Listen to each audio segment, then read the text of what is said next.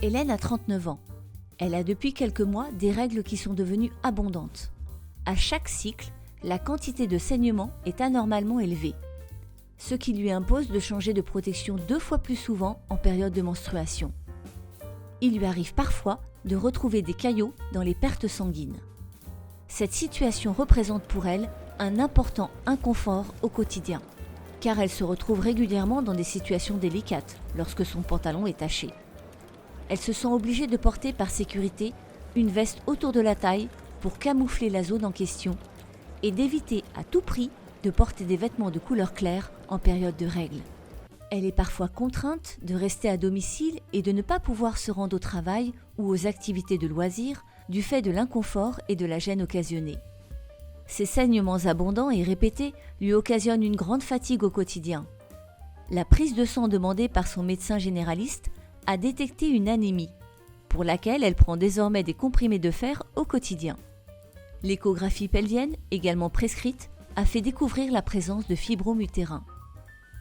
Sa petite sœur de 26 ans présente les mêmes symptômes et une échographie a confirmé qu'elle est également porteuse de fibromes utérins.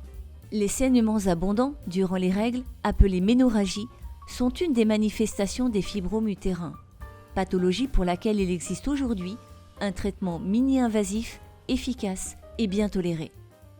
Les fibromes utérins, encore appelés myomes ou léomyomes, sont des formations de tissus bénins développées aux dépens du muscle de l'utérus qu'on appelle myomètre.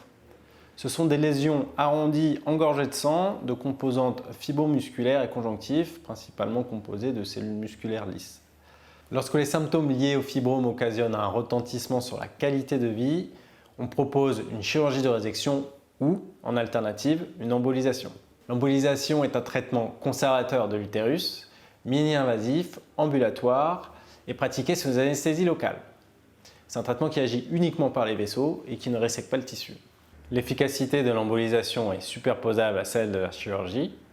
Elle a pour particularité de ne pas générer de cicatrices, ni à la peau ni sur l'utérus, et les complications sont moins nombreuses et moins fréquentes.